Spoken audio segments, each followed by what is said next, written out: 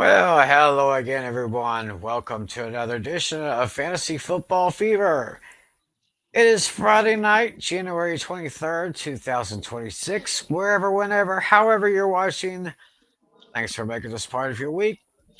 My name is Timothy McClellan, and of course, joining me as always, the host of the Hooked on Sports podcast, Mr. John Flynn, as well as our league commissioner, John Natale. And first of all, before I do anything else, want to thank you guys for carrying the show for me from last week since I had a little flu bug, or not a flu bug, it was like a stomach bug. I don't know if it's a stomach bug or whatever it was. Kind of took me down a little bit, but I'm back now. I'm back and ready to go. So, how you guys feeling? Yeah, doing pretty good. Yeah, we're in within less than 48 hours. We're gonna know who's going to the Super Bowl, and also some breaking news from. I mean, Tim already knows about this, but for all you fans out there in our league, we have a new member confirmed for next season. Tell him, Tim. Ooh. Oh, yes, we do. And the announcement was actually made last night on the Hmm. Panic and Pick'em show when Natalie was giving his picks for Championship Sunday. We have our good friend from across the ocean. He is joining us next year, the man known as Vampire Luke. So, Yes, sir. yeah, so he's going to be another one. So that's going to bring us to 11. So we'll definitely need to get one more person next year to make it an Hmm. even 12. But Vampire Luke, it's going to be awesome to have you here, bro. Oh yeah. It's going to be awesome. So just let you know, John Flynn is here. I know y'all can't really see him there very well, but he is so bundled up in his clothing because somewhere in that Empire State, it is like in uh, the teens in the wind chill factor, right? No, so Oh, the air temperature right now where I am is 17 degrees. The wind 17. chill is 0. Oof. Oh, Ooh, zero wind jeez. chill. Yeah, yeah, it's Yeah, very cold up there. and yeah, and 6 of the next 7 nights here, the wind chills are good at night are going to be at or below 0. So we're in for the long haul. Yeah, over here in Northeast The, Texas, where I live, yeah. yeah, we got ice warning for the next couple of days. Ooh. So the roads are going to have to be very, very empty. So any of y'all out there in Northeast Texas, do not go anywhere unless it is a desperate emergency. Icy roads is a recipe for disaster. Oh yeah. So I'll be careful of that. Oh So, yeah. but anyway, we are here to talk about. And thing is that and, and Tim and also and think about it, and the weather is going to be a huge factor across all across the country, but it will not be a factor for the two games coming up on Championship Sunday. Yeah, believe it or not, it looks like those two games are going to be in very nice weather, which I wish we could have right now. But this Sunday, four teams will enter, but only two will move on to Santa Clara, California, and Super Bowl 60. We're going to give you our picks and our predictions for those games in just a little while. But first of all, of course, we always start with the hot topics. And, well, the coaching carousel is just continuing to whirl around and around and around. I mean, it has just been a crazy time for the head coaches looking for new teams here. And where's my? I made that little list from the notes that I got from Flynn earlier today. So first of all, going into Atlanta, the Falcons. They have their new man. the former Browns head coach Kevin Stefanski, and they also hired Tommy Rees as their new offensive coordinator. So, with the bad season that the Atlanta Falcons had, of course, the only bright spot, of course, was their star running back Bijan Robinson from Texas. Texas. So, Flynn, Stefanski and Rees in Atlanta. I mean, I think that's a terrific hire, and I think that the Falcons being the runners up for the John Harbaugh sweepstakes, they wind up they got the consolation prize with Kevin Stefanski. And look, Kevin Stefanski, I think, is a great hire. He won Coach of the Year twice with the Browns, and it's not hard. It's so hard to do because those are the Browns' only two playoff appearances in the last 20 plus years. And it really wasn't. And he was never really set up for success because of the dysfunction, all across the organization, from ownership, um, and who's picking the guys in the draft, and how they botched the quarterback position throughout this time there. I mean, Stefanski did not want Deshaun Watson. He did not want Shador Sanders, but ownership wanted him anyway. And Stefanski was set up to fail there. Now you have Atlanta, and I think you have the combination of him and Tommy Reese. I think they're going to be all set on running the football. So I think it's pretty much locked in. Barring anything unforeseen, Bijan Robinson being being the consensus first pick in fantasy draft next summer. All righty then. So, And also another thing, the Falcons also are bringing in Bill Callahan to be the offensive line coach. So I mean, and he is the toughest offensive line coach in the league. So he's going to get results in Atlanta. So 2,000 yard season for Bijan Robinson on the ground, possibly. maybe. Yeah, I could see that happening. I could see that happening. Over in Miami, they have their new man right now as the head coach, Jeff Halfley. Don't think I'm familiar with that name. Yeah, Miami fans are Yeah, like, so ooh.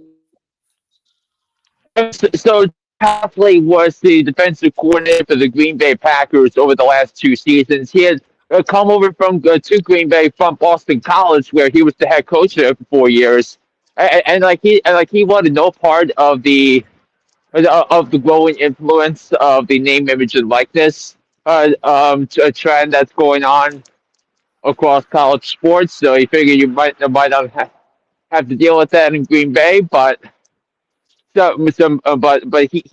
fielded top 10 defenses each of the last 2 years. The last year, it's partly because I think a good reason for that was the acquisition of Micah Parsons to address a key need on that defense. Right. But yeah, but I wouldn't judge it just yet because I think the key here for this organization is to build through the draft because they're currently, as it stands right now, $30 million over the cap, a projected cap going into the season. So they're going to have to make some roster cuts to make that happen. Does this mean that Tyreek Hill is a foregone conclusion for him to be cut? Probably. Does it also mean they cut ties with Devon Achane to get under the cap? So that's the first order of business to get under the cap for free agency. So you have that as a thing, but I think it's really going to be judged on the roster, and I think Jeff Hafley does bring a no as brings head coaching experience and what I believe is a no nonsense attitude. We'll see how it plays out in Miami because Miami is certainly a different breed from Green Bay. In terms of the culture of both of those towns. Ah, so so hopefully the Dolphins will have a better offense. Of course, the question about Tyreek Hill, will he stay? Will he go? Or don't really know about that. Now the I Titans. and, and the thing is, other than those two, there are not many obvious cut candidates for the Dolphins. I mean, that just shows you the amount of damage that Chris Greer left behind. Um, Right. and reflective of the Dolphins' decision to keep Chris Greer after the disappointment of the 2024 season. Right. So yeah. So hopefully they can kind of put together the pieces that was broken by Chris Greer. So I guess it was a good time to fire him when they did. So we'll see what happens there. The Tennessee Titans, they have their new head coach, former Jets head coach Robert Saleh. How does this fit? Ugh. I don't know. I'm skeptical about that one. Well, kind of as well. Uh, I mean, they, I was looking on WalterFootball.com and the grades they gave the hires and fires. So he gave the Titans a Matt Millen grade for the hiring of Robert Sala. So it was a pretty bad and terrible hire, and even the 49ers defense wasn't particularly a top notch unit last year, despite getting to the divisional round. But this is kind of a reflection of where Tennessee has gone over the last or since so they inexplicably fired Mike Vrabel after the 2023 season. yeah. So the Titans, they're uh, they're in the top five in the draft, right? Yeah, I Well, think they're the fourth pick. number four. So the Titans will have the fourth overall pick for next year's draft. Uh, Who do you think you're going to be drafting next year from the Titans or as starters? Like anybody, running backs, receivers. I mean, is there anyone that's worth a top 100 draft pick on that roster in fantasy? I think not. But the yeah, one you thing I do will have. tell you is that they have yeah, but the one thing they do have, I believe, is a good amount of cap space. So they'll probably still have to spend on running back, a receiver. Yeah, maybe running back receiver. Of course, they got Cam Ward. So, so I guess we'll just have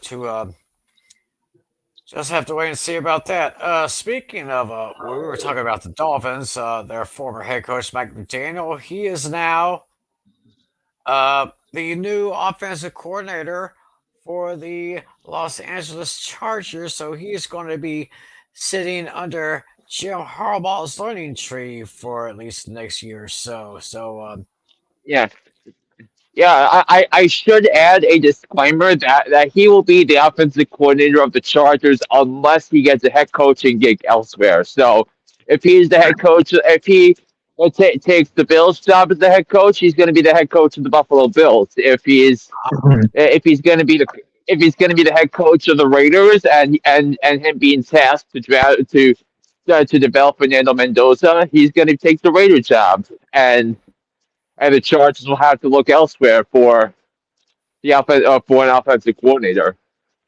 Right. So, so, uh, so that could be an interesting thing. We'll just have to wait and see what happens with see with McDaniel, which way he goes. It looks like Eric Bieniemy is heading back to the Kansas City Chiefs coaching phase. Hired as the new offensive coordinator. Yeah, I mean, If I'm not mistaken, wasn't he like a running backs coach? no, he was the offensive coordinator for the Chiefs in Mahomes' first 5 years as a starter. Oh, okay, so he's back to his old position here. Yeah, and so I think this is a sensational hire for the Kansas City Chiefs because I think if we're being honest, even though the Chiefs went to the Super Bowl twice in the 3 years Matt Nagy served as the offensive coordinator, I mean it really I think it was really despite of Matt Nagy being the offensive coordinator for the Chiefs. That was really mainly the work of Reed and Mahomes, Right, and the greatness of those two connected to winning that championship against the 49ers and then going to the Super Bowl despite not looking the part all year and being on the right side of the scoreboard every day, seemingly every week in 2024. right. So it'll be interesting to see what it's going to be like with a slightly new look Chiefs because well, for one thing, we still haven't got an official word as far as Travis Kelsey is concerned. He's pretty much been kind of laying low after the regular season. So Yeah, yeah.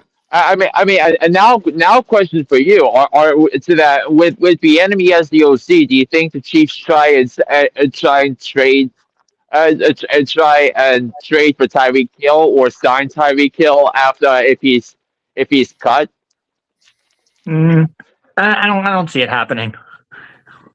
I can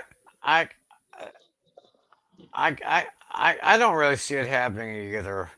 Um, yeah, Tyreek Hill did have some good years, but last couple of years in Kansas City kind of fell off a little bit before he left for Miami. So um, Maybe makes sense with the enemy, but we'll have to see. But I honestly would not be surprised if Tyreek Hill goes back to the Chiefs.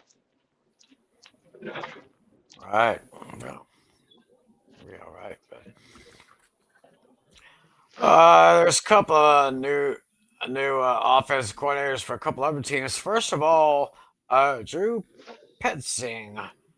He has been hired as the new offensive coordinator for the Detroit Lions, team who came in with of course with new offensive defensive coordinator, and then had a good season, good start, but just plummeted downward during the final part of the season. So Petzing as offensive coordinator for the Lions.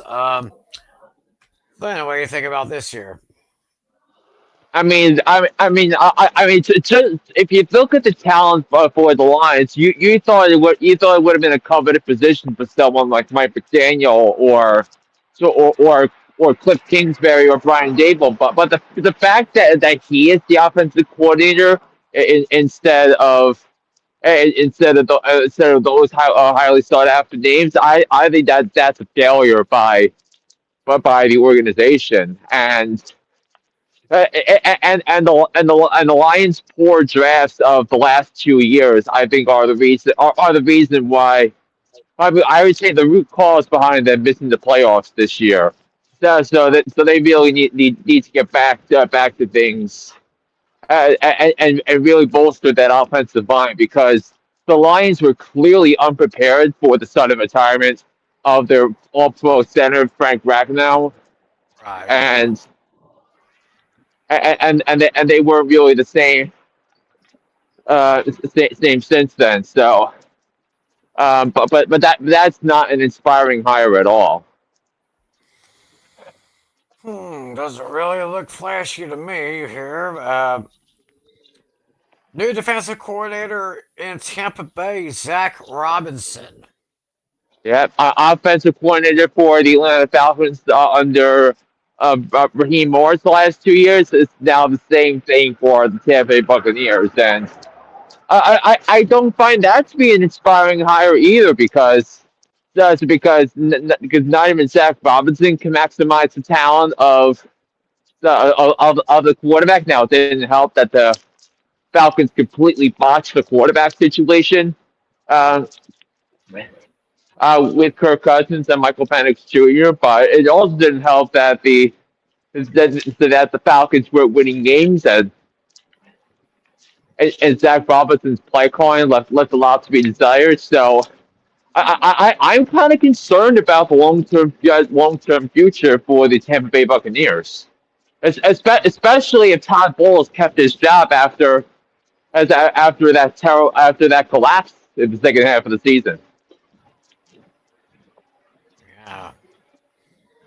Yeah. They had that big collapse, and I was kind of disappointed because I think they were my preseason pick to win the NFC South, but Yeah, they're my expect to win the Super Bowl.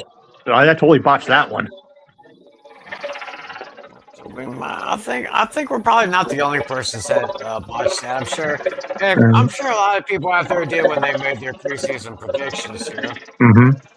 Which Now we yeah. Tampa was the consensus pick to win the NFC South. I mean, every expert you could think of said that they didn't believe in the Falcons process. They thought the Saints were in year one of a massive rebuild. The Panthers they felt were like a year or two away.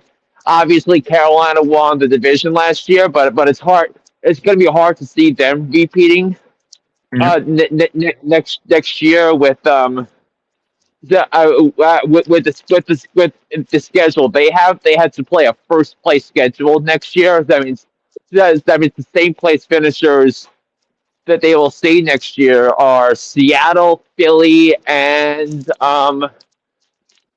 the same place finisher in the AFC. Hold on, they play the AFC North.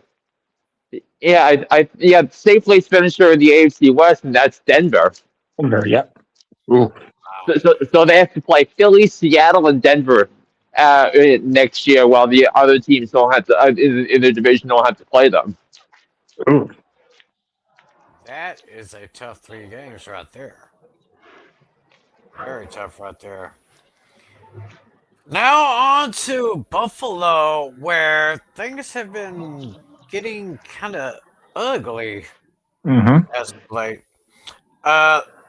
They keep Brandon Bean, but they decided to fire head coach Sean McDermott. And if that's not bad enough, it seems as if the owner of the Bills was kind of how do I say this? He was throwing his young wide receiver under the bus. Flynn, ugly situation in Baltimore. I mean, not in Baltimore, in Buffalo. Ugly. Yeah, yeah. Just think of what Sean McDermott and Josh Allen have done since the Pagulas took over. Think of where the Bills were in the '90s, and but from '99 until they hired Sean McDermott, they did not make the playoffs at all. And it was, part of it was the Patriots striking gold with Belichick and Brady and Kraft and all that, but So, but the Bills hadn't won the division in quite a long time. So that's really a kind of reflection of the Pagulas and not knowing what they're doing. I mean, if you look at their history as the owners of the Sabres, the Sabres were one of the more successful franchises in the NHL in the expansion era. They didn't have a Stanley Cup championship to show for it, but they were consistent championship contenders until they took over as the owners. So but what also makes no sense to me is quite a startling reality for Brandon Bean because ever since they drafted Josh Allen traded up to draft Josh Allen in 2018, they had 56 draft picks since then, and they've only drafted two Pro Bowlers. Hmm. James Cook and Dawson Knox. That's it. Wow. Very. And yet here's promoted over McDermott. Now, I think it didn't help that Sean McDermott yielded a go ahead touchdown drive in the fourth quarter with 4 minutes left against Bo Nix.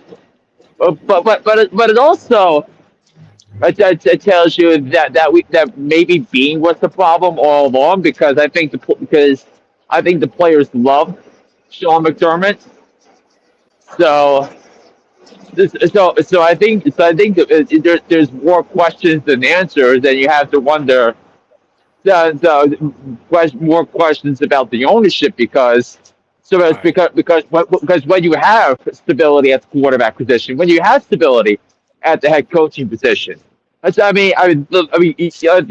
owners can take a step back and let them go, but but when you don't know about the head coach, I mean, it better be Brian Dable at this point because if you think about what Dable did with Josh Allen and given that he took a bad Giants roster to the playoffs and won a road playoff game, I mean, he's got to be the guy, right? Yeah, I don't see why not. Yeah. I'd see what happens there. I mean, man, and of course, like I said, I was saying after the Bills lost last week, it seems like Josh Allen's Super Bowl window is kind of starting to close a little bit, even Here though I he am. may still be. Oh, there he is, people. Live and in color, finally indoors, getting to warm up a little bit before he gets on his ride. So there he is. But anyway, yeah, that situation in Buffalo is kind of ugly, and we're going to have to keep an eye on that situation here in the next couple of weeks. Now, there is another offensive coordinator that was hired, and it looks like the Cowboys finally have their man. It is former Philadelphia Eagles uh, defensive coach Christian Parker. Mm. I believe for the last two seasons, he was a coach with the defense in the Eagles, uh, the passing game, uh, coaching the pass defense there. And God, if the Cowboys need something, it is a pass defense game. They gave up more passing yards this year than any other team in the league. They gave up the most fantasy points to wide receivers. I mean, they left receivers open as a 7-Eleven.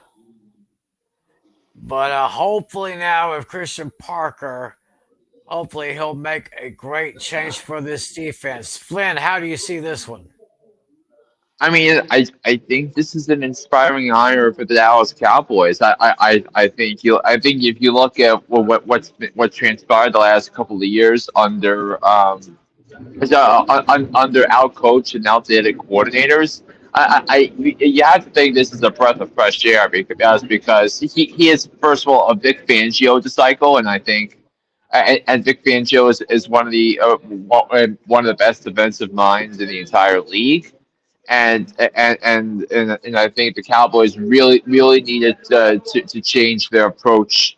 So when it comes to defending when it comes to defending the forward pass, so yeah, so I think you have to be inspired by that for if you're Dallas. Oh yeah. Yeah, I mean, any good change will do us some good, especially on the defense. It was historically bad last year, that's pretty much it right there. Yeah, Now there are. and go ahead. I was just going to mention there are four teams that are still looking for some offensive coordinators right now. That would be Arizona Cardinals, Philadelphia Eagles, Las Vegas Raiders, and the Cleveland Browns. So those four teams still looking for offensive coordinators. Meanwhile, there are six head coaching jobs that are still open right now, and those jobs I belong. Yeah, and I think you should also cut it to five because this doesn't include what the Baltimore Ravens did yesterday and hired Chargers defensive coordinator Jesse Minter to be their new head coach. Oh yes, yes. So we can knock the Ravens off the Hmm. vacancy list there. So who was that? This guy Mentor. Where was he Y- before they hired him? So he was the Chargers defensive coordinator. Oh, okay. So Yeah, and Minter was an assistant with the Ravens for 4 years, and then eventually joined Jim Harbaugh's staff at Michigan. And then when Jim Harbaugh left to join the Chargers, Minter went with him. Um, yeah, so you have that, and Minter coached up good defenses. I mean, this was on the heels of what happened before he got there, when that Chargers defense gave up 63 points to Aiden O'Connell and the Raiders that one time. Yep, and now he's going to be the head coach for the Baltimore Ravens, succeeding John Harbaugh, whom he coached under for 4 years. so still, I guess they're still kind of defensive minded since historically the Ravens have had a defense that has pretty much finished in the top 15 for many years. So just have to see what happens there. So now we take the Ravens off the list of head coaching vacancies. So right now it's just the Steelers, the Browns, the Bills, the Raiders, and the Cardinals who are all looking for head coaches. So you think one or more positions may be taken sometime in the next 7 days? Yeah, maybe Dable to the Bills will probably be the next one if I had to guess. Yeah, I also wonder about the Steelers because I think they're going to be closing in on a hire soon. Whether it's Chris Shula, the Rams offensive coordinator, or Brian Flores, the defensive coordinator, and Brian Flores, unless he takes the Steelers job, is going to be is it will return to the Minnesota Vikings. That this upcoming next season. Okay. Speaking of the Bills, I think it was this morning when I read it on Facebook that Philip Rivers interested Mm-hmm. in the head coaching position in Buffalo. Philip Rivers, who just came back to football after a what was it 4 or 5 year absence? Yeah, you retired initially, I think, in 2020. And then, yeah, retired for 4 years and came back. Five years Yeah, and came back. in 5 years. And he came back because the quarterback situation right at the time Hmm. was absolutely dreadful for the Colts. Yeah. And now he says he is interested in the head coaching position in Buffalo. Yeah. I mean, I can't picture him a head coach yet. I would say, if anything, maybe start off as a quarterback coach first or an offensive coach first and then work your way up, I think. That's what I would do. I think it kind of makes sense. Flynn, what do you think about possibility of Rivers in Buffalo? I don't think it's going to happen, but I just think you have to take your chances. I think with that. We'll just we may have to see what happens there. So, well, we had someone say hello earlier. Daniel Bear Sports Highlights. Happy Friday. Hey, guys. Hey, Daniel. How you doing? Thanks for watching, buddy. Getting to the end of the season. Seemed like only yesterday when this whole thing started. So, Yeah. I guess that covers all the coaching carousel as far as I know. Yeah, I mean, I Yep. posted earlier in the chat that was a surprising one. They're not the Giants are not expected to bring back their best guy, Carmen Brasillo. That kind of shocked me. It's, I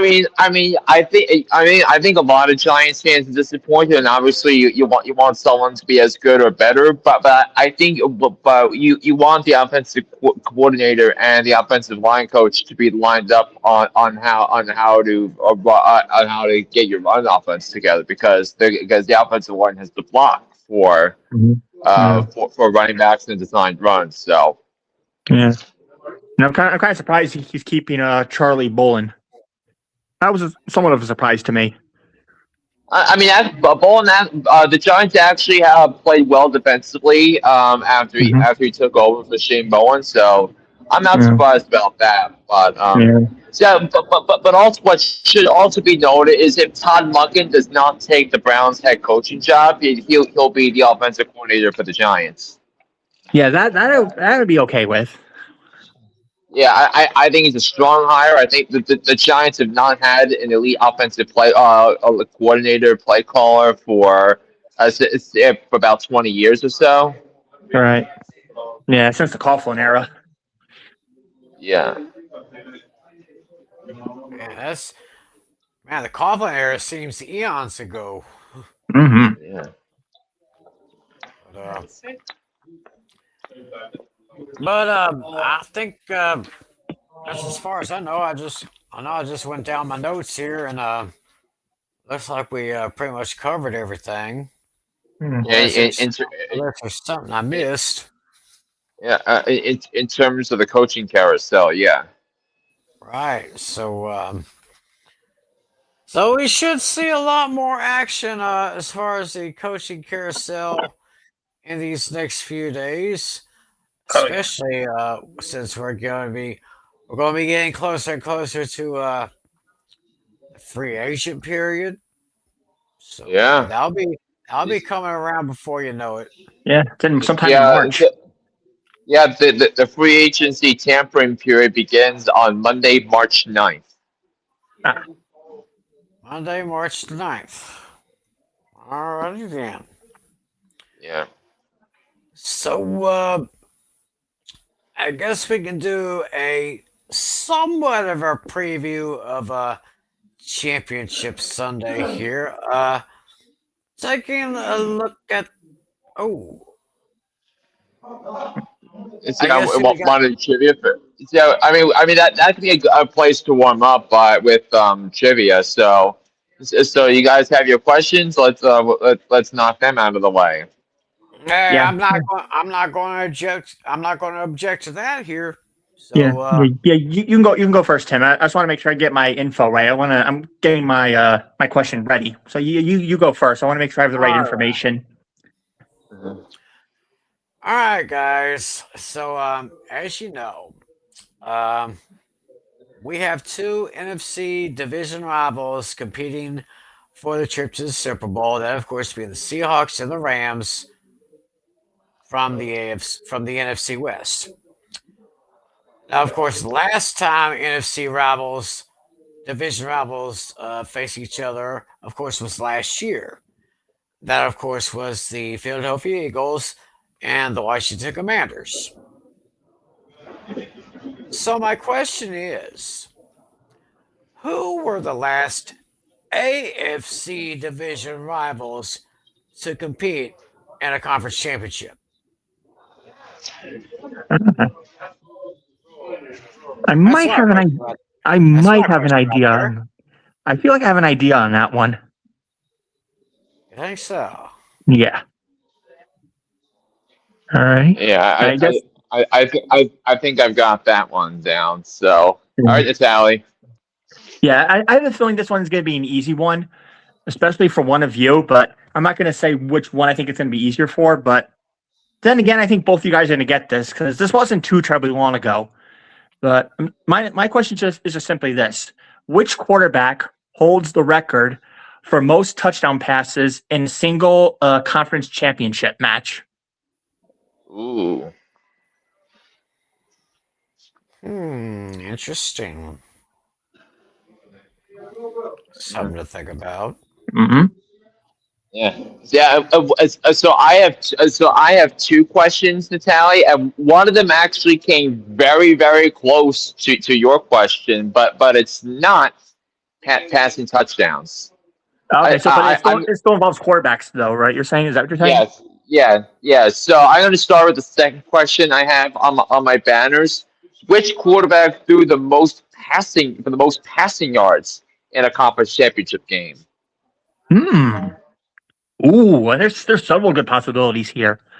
Wow.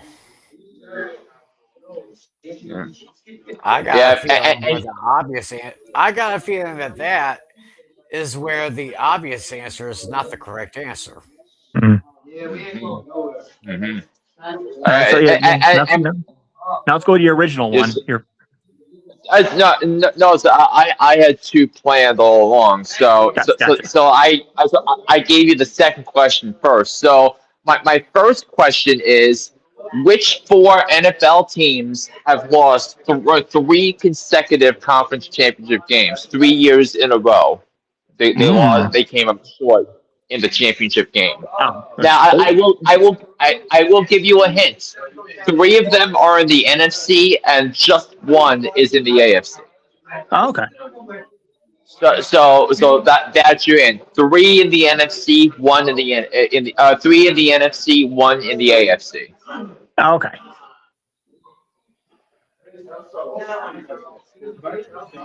That's another good one right there. That is another good one. Well, anyway, we're going to be thinking about those answers. We'll, of course, have the answers in just a little while. But first of all, we'll have our little preview on the championship games. Of course, we'll make our picks here in a little bit. But right now, we're talking like possible fantasy points. For the last was it a couple of weeks now, we did a mock draft each week for the playoffs. So kind of looking at these games here and seeing who could pull off some pretty good fantasy points here. Let's start with the first game on the list, New England at Denver. Now, I'm kind of thinking. Now, of course, Denver is going to have to start Jared Stidham, Mm-hmm. who, of course, the end of last week's game, Bonick suffered a tore. Can't remember what. I don't. It wasn't an ACL, but No, he had a broken bone in his ankle. Yeah, broken bone. I knew it was his ankle. I don't know if it was a sprain or no, but it's a broken bone. So he's basically out for the rest of the season. So it's basically going to be Jared Stidham going up against Drake May. So, so Flynn, as far as fantasy is concerned, what are you looking at with these two teams? Yeah, as the Broncos lost a big time impact player in Bo Nix, they look poised to get a big time player back because J.K. Dobbins, who had missed a good chunk of time due to injury, yeah, he practiced all three of the practices this week, and he is expected to return for the AFC Championship game. Before he got hurt, he was on pace to be a top 20 running back in fantasy. So that would obviously be a huge boost to him. So I kind of think that kind of lowers the stock for RJ Harvey because I feel like they're going to split the rushing attack here. When it comes to how it's going to play out, but man, I think it's a big boost here um, for the Denver Broncos to get him back. So I'm looking at him. I'm also looking at Cortland Sutton as well because Sutton's playing obviously, he's got a tough matchup going up against Christian Gonzalez. I think it's going to be a defensive minded game. I think this is going to be a game where I think the team that runs the ball that's best at running the ball is going to win. It's going to win the game on Sunday, and I think that's how I think it's going to shape up. All right, Natalia, your thoughts for Patriots and the Yeah, Broncos? this game was incredibly hard to decide. Honestly, both these games can go either way. Yeah, I'm going to be looking at the New England's rushing attack. It's kind of, as of late, Ramondre Stevenson, I think, is slowly taking back the number one lead role. So yeah, although Travion Henderson kind of had it in the regular season, it appears that Stevenson is going to be taking it back. I could see maybe a 60 40 share there. I think Stevenson will get a touchdown, but Travion Henderson won't.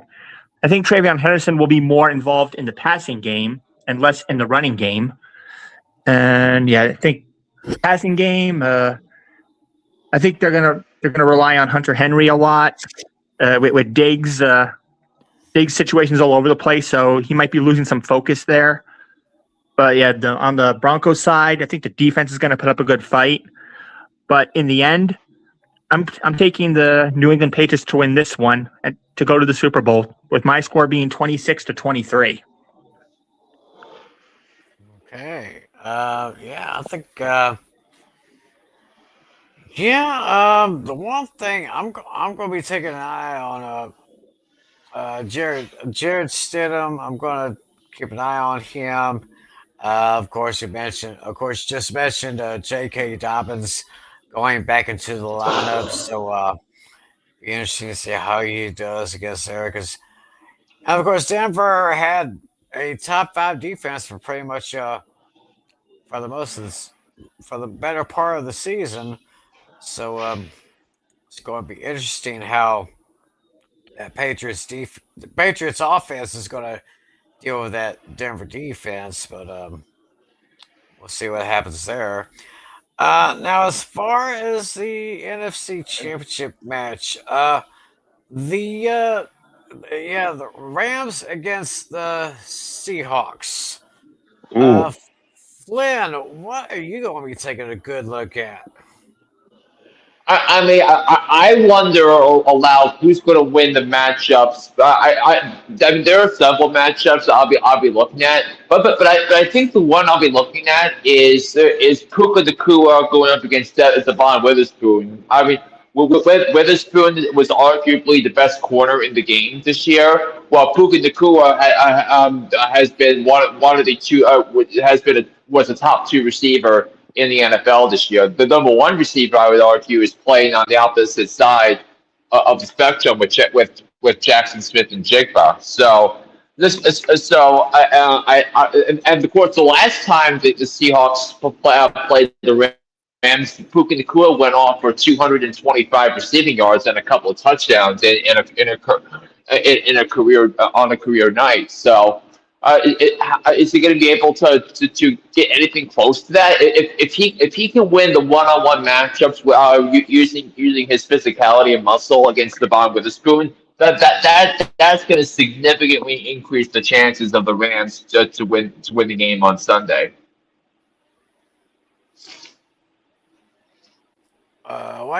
What are you kind of looking at there, Natale, as far as this one is concerned? Yeah, I definitely see this as a battle of the offense here.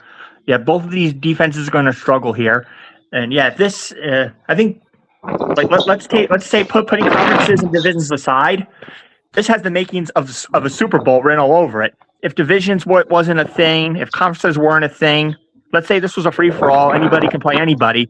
This has the makings of a Super Bowl written all over it. This game is going to be an incredible slugfest. Both of these defenses are going to struggle. Both quarterbacks are going to go off. I see each of them getting 2+ touchdown passes here. But it's going to come down to which receivers have the more momentum. I think I see only one receiver on each side getting touchdowns. That's going to be Puka Nakua, JSN. Both of them are going to get 2 touchdowns apiece.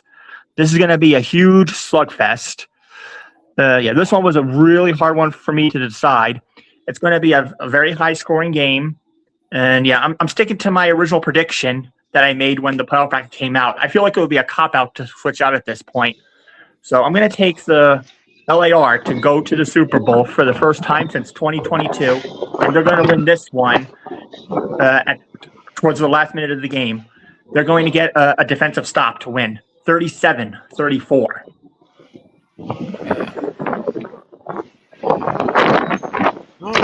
I guess we kind of already got Natale's picks on this one, so I guess we can hear from Flynn and myself as y'all take a look here at our matchups. And as you can see, the Patriots will go to Denver as 4.5-point favorites.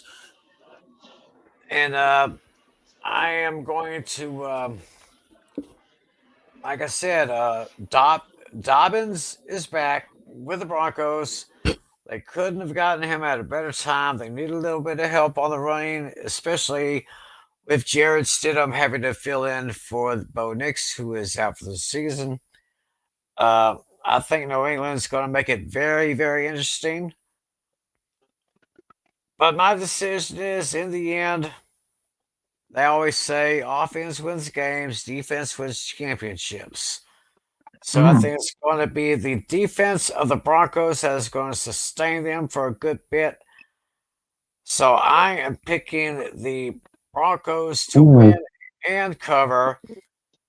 I'm taking the Broncos over the Patriots by a score of 33-24. Gotta sound the alarm.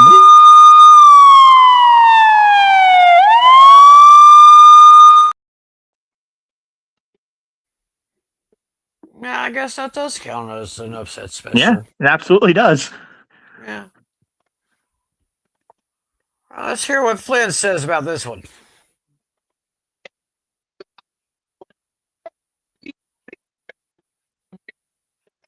Oh, I can't hear a darn thing. You're not coming in, Flynn.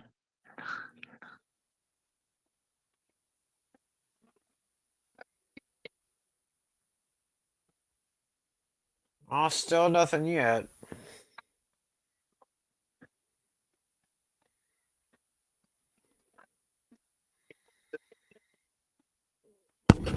Tell you what, while Flynn tries to get his audio back, and Natale, remind everyone of what you said for this game between the Patriots and the Broncos.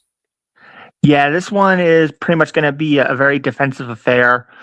It's going to go back and forth, but in the end, I have the Broncos with the points, but I have New England winning this one 26-23. When like I said earlier, when the playoff bracket came out, I had the Patriots going to the Super Bowl, and I'm going to stick by that. And you probably remember when you had me on your show last week, I did state the winner of the Texans and Patriots would go to the Super Bowl. Yeah. Yeah, I think I do remember hearing you say that. Mm-hmm. So, yeah, I'm sticking by what I said. I have the Patriots going. Yeah, it looks like Flynn is getting readjusted, so we'll see if we get him after this. Oh, Natale is sticking to his guns, people. Yeah. I feel like it would be a cop-out to switch out at this point. I already had to change my picks once because they were a bust in the regular season. Right. But if the Rams or the Patriots were eliminated prior, then I obviously would have made another change. Yeah. But since both of them are still there, I'm just sticking by it. After all, I got 3 out of the 4 teams right, representing the conference championship, with my only miss being the Bills. Yeah. So I wonder if Flynn's got readjusted or reconnected or anything like that. Sorry, Flynn, not quite hearing anything right now. Now he's still choppy.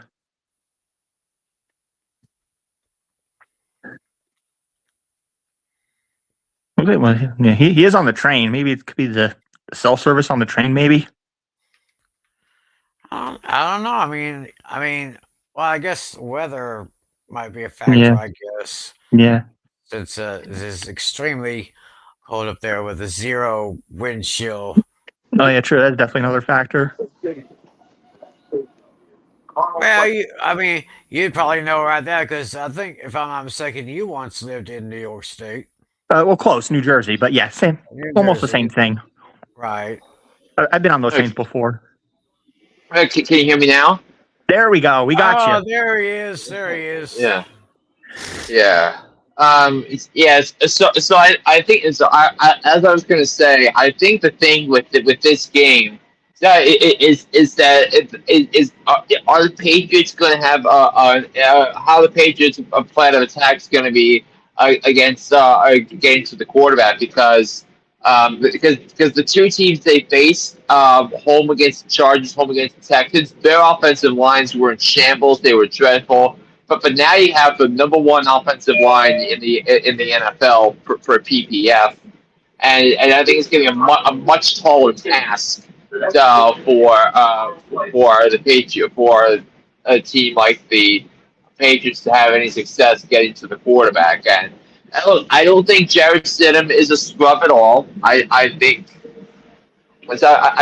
all things considered, I think he's not necessarily a terrible quarterback by any means. So I think you have to wonder aloud.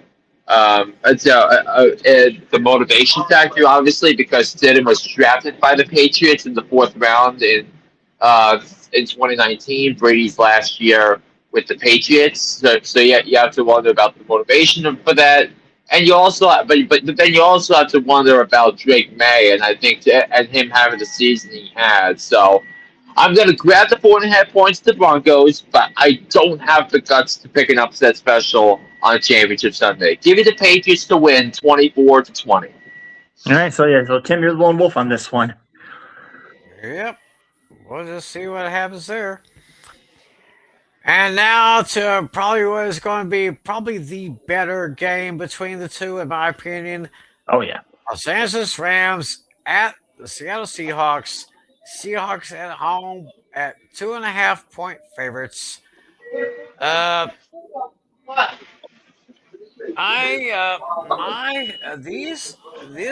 matchup is the one I'm really looking at. I'm looking at probably 2 of the best receivers in the entire league playing against each other. You got Jackson Smith-Njigba, and you got Puka Nacua, of course, as I always say, Nacua Matata. What a wonderful phrase. What a wonderful phrase it is. It's going to be interesting. I mean, I can see those guys getting at least a touchdown catch in this game. Hmm. I can definitely see that. But I mean, Sam Darnold has been having a great year.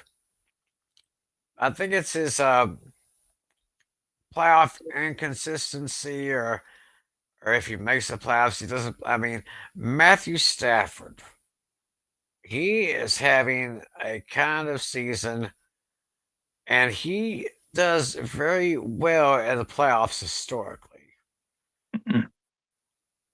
So I kind of agree with what Natalia said. This is going to be an offensive matchup here. It's going to be nip and tuck, but I'm going to say this. I think there has been at least, I know there's two last week. I think there was one the week before, and then there was two more the week before that in the wild card. So I guess there was like 4 or 5 games so far this postseason has gone to overtime, if I'm not mistaken. That sounds about right. Hmm. 4 or 5. I think I'll say 5-5. You know what? I'm going to say 6. This one is going to. I believe this one's going to go into overtime, and it will be a field goal that is going to win it. But somehow the Rams are just not going to be able to make it to try to tie up the game. I am taking the Seahawks over the Rams in overtime, 27-24. Ooh. All right. So yeah, Flynn's the tiebreaker. I have the Rams. Tim has the Seahawks. What do you say, Flynn? Yeah, I think that this game, I think I think both of you have ignored the reality of this game. So the Seahawks have the number one scoring defense in the NFL this season. Their defense is so well constructed. They are so well rounded, and they do a lot. They do a lot of things well. They tackle well. They defend well. And whenever you have battles between the number one scoring offense and the number one scoring defense, you have to trust the number one scoring defense to get it done. I think Sam Darnold's going to do just enough. I think Kenneth Walker the third is going to be good. I think the Mike McDaniel is going to outcoach Sean McVay on Championship Sunday. So I'm going to go with the majority. I'm going to go with I'm going to agree with Tim on this one. I like the Seahawks to win the game 26-21. Ooh. So yeah, all three of us have different Super Bowl matchups. So yeah, Flynn has Seahawks and Patriots. I'm Rams and Patriots. And Tim has the Seahawks and the Broncos. Yeah, interesting. Very weird how that goes. Oh yeah. So, just for a little reminder, Patriots and Broncos, the coverage starts at 3 p.m. Eastern Time on Sunday. The game will be on CBS and Paramount Plus with Jim Nance and Tony Romo on the call with that one. Mm-hmm. And meanwhile, the Rams and Seahawks will be the coverage starts at 6:30 p.m. on Fox. And of course, you'll have Kevin Burkhardt and the GOAT Tom Brady with the call for that game. Wow. All right. So right when one game ends, another one begins. Whew. 6 hours of nonstop action. Yeah, there you go. Yeah, Wow. my favorite Sunday of the NFL season, Championship Sunday. Oh yeah. Yeah. I'm off from work that day, so I'll be able to watch. All right. So once again, it is trivia time. It's time to see if we can figure out the answers to the questions that we came up with. So I guess we'll start with the question that I asked. Mm-hmm. So I said that, as we know, the Rams and Seahawks are division rivals. They'll be playing in this year's NFC Championship match. Last year, it was the Eagles and the Commanders in the NFC Championship match. So my question was, what two AFC division rivals face each other last time that AFC division rivals competed in a conference championship? Yeah, I have a guess. I'm just going to say the very first thing that came into my mind. I'm going with the Bills and the Patriots. Hey, Bills and Patriots, interesting. Flynn, you got a guess? It's been all New England and Kansas City the last couple of years, last 15 years. I don't think the division rivals were good enough to get to the championship game. So I'm gonna go with the classic Ravens Steelers. Oh, you might be right. I have a feeling you might be right on that one. True, true. So, Natalia said Yeah, Bills and Patriots, right? yeah. Flynn, I think Flynn might be right.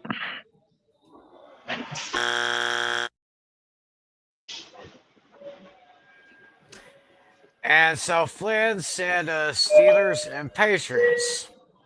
I said the Steelers and the Ravens. Ravens.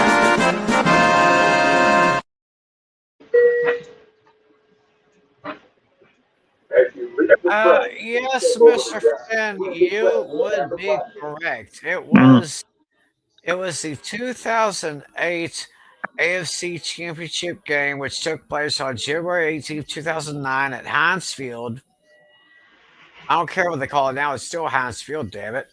Yep.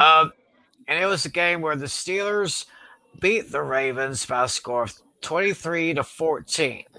Mm. And if I'm not mistaken, that's where I'm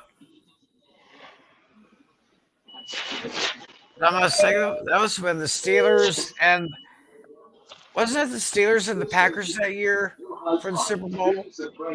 No, it was the Steelers and the Cardinals. Oh, Steelers and Cardinals. Okay. All right. So it Ah, was the Steelers and the Cardinals that played in that Super Bowl. So, yes, Mr. Flynn is correct. The last two AFC division rivals to compete in a conference championship were the Ravens and the Steelers. ah. All right, so I guess it's time for mine now. Yep.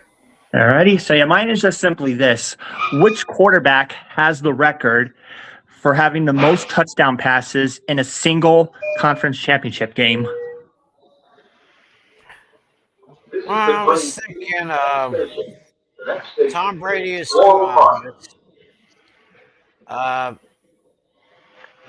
Peyton Manning may be a little bit too obvious. I've come down to two quarterbacks.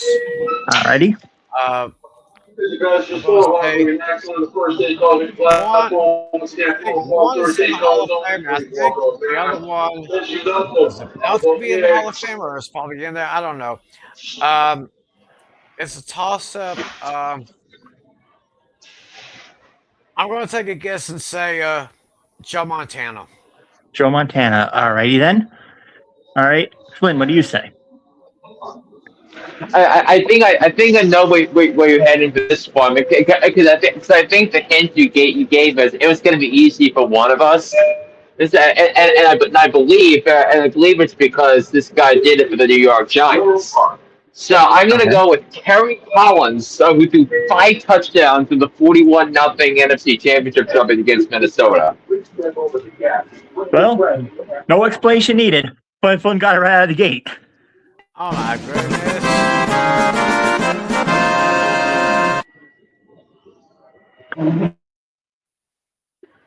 Somehow I had a feeling you were going to remember that one. My goodness gracious. Tim, your guess was pretty decent. Yeah, Joe Montana did make the list. He had 3 in a game. He did that in 1989's conference championship. Okay. What about my other guess? My first guess was Joe Montana. My other guess was Drew Brees. Let's see. I think Drew Brees is somewhere buried on here. Let me see. How many championship games did Drew Brees play? I don't think he played a lot. Yeah, Drew Brees also had 3. He did that on January 24th. So yeah, the anniversary is tomorrow. He did that 2010's NFC Championship against the Vikings. I'm just using the StatMuse website. It only shows 25 names. Yeah. You gotta pay more if you want some expanded stuff. Yeah. So there we go. Yeah, Flynn, you went 2 for 2. Awesome. All right, not bad, not bad. Okay, Flynn. Yeah. As what Flynn said, Kerry Collins had 5 that year. Well, yeah. So Tim, would you mind pulling up one of the banners for me, please? Yeah. Let me let me scroll down. Okay. Let's show this first one right here. Which 4 NFL teams have lost 3 consecutive conference championship games? Well, the first AFC team that came to my mind was the Bills, but it could be the Chiefs. But I'm gonna go with Bills. But as far as my NFC teams, I kind of had some rapid fire names in mind. I have the Packers. I have the Saints. And what was the other one that I had? Packers, Saints, and yeah. Oh, geez. 49ers. Okay. He said there was 1 AFC team and 3 NFC teams. My NFC teams are the Vikings, the Cowboys, and the Lions. Oh. And the AFC team that lost 3 straight, I'd say was say the old San Diego Chargers. Yeah, I was actually considering Vikings and Lions. I was considering those. Wow. So most of these guesses are all over the place. So the tally went with the Packers, the Saints, the Niners, and the Bills. Yeah, none of them are correct. Yeah. Yeah, and as for Timmy, so who do you say for the AFC? I've just picked the old San Diego Chargers. And then you went with the Cowboys, the Lions, and the Vikings? Right. I mean, you only got one of them correct. Oh. And that was better than me. Cowboys. I mean, yeah, so the Cowboys lost the NFC Championship games in 80, 81, and 82 to the Eagles, the 49ers, and the then Redskins. Yeah, I remember that. So the other NFC teams, so the Rams lost 3 straight NFC Championship games, in 70, in 76, 77, and 78. One to Minnesota and twice to Dallas. And two of you, two guys are gonna kick yourself in the groin for this third one. The Philadelphia Eagles. Oh, the Eagles.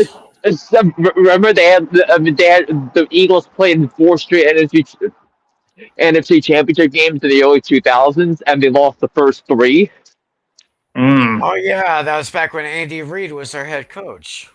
Yeah, 2001 they lost to the Rams. 2002 they lost to the Tampa Bay Buccaneers, and in 2003 they lost to the Carolina Panthers. And the AFC team that had lost 3 straight AFC Championship games, the then Oakland Raiders. Oakland Raiders. In 73, they lost to the Dolphins, and in 74 and 75, they lost to the Steelers before finally beating them in 76. Right. So it's the Cowboys, the Eagles, the Rams, and the Raiders. Oh, that was a really good Cowboys, one. Cowboys, Eagles, Rams, Raiders. Yep. And then then the next name on next question, if you could pull it up. Yep, Uh, Yep. got through. Which quarterback threw for the most passing yards in a single AFC Championship game? Mm, yeah. Yeah, I think the people would pick the most obvious ones and say either Tom Brady or Pat Mahomes, but I'm not going to go there. I'm going to go with Peyton Manning. Uh, you know what? I'm going to tend to agree with that. I was going to say maybe Drew Brees again, but Possibly, yes. it would be possibly Drew Brees. But I guess now that Natale said Peyton Manning, I said, yeah, I think Peyton Manning did have a huge passing game one time. So I will agree with Natale and say Peyton Manning. All righty. All right, so great job by Natali, not choosing the obvious because it wasn't Tom Brady, nor was it Patrick Mahomes. Oh, yes. Right. Tim, play the Family Feud graphic, please. Oh, Oh, it was Drew Brees, wasn't it? No, and the and I the the correct answer. Yeah, you're gonna go crazy. So Natali, pull up the stat news of that question. The correct answer is Dan Marino in Yeah, Marino. 1984. What's Dan it saying? Marino. It says most passing yards in the conference championship. That was the question. Hold on. Yep. Hmm. Most passing yards in conference champion. Yeah. I want to see how close it was. Yeah, Champion. Dan Marino was first. I think 421 passing yards in the 84 AFC Championship game against the Steelers. Wait a minute.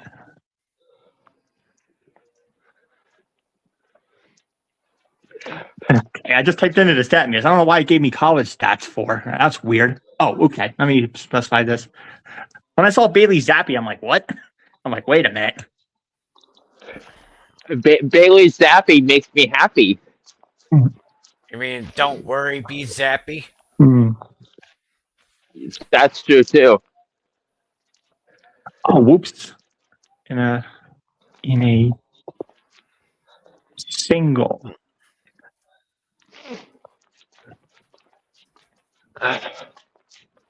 Let's see. What? Okay.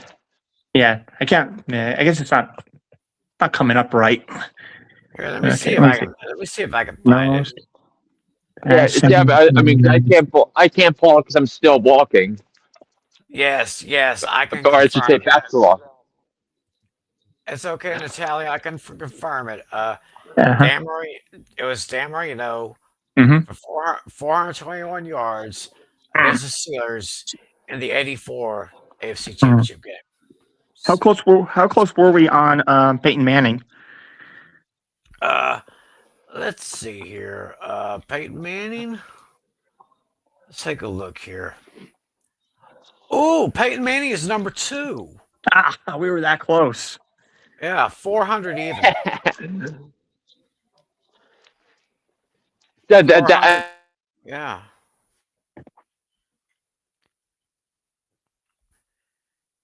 So,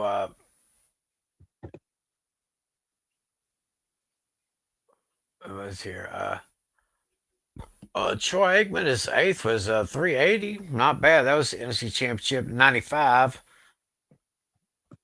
As that was against the Packers as well. So, I think we lost Flynn's audio again.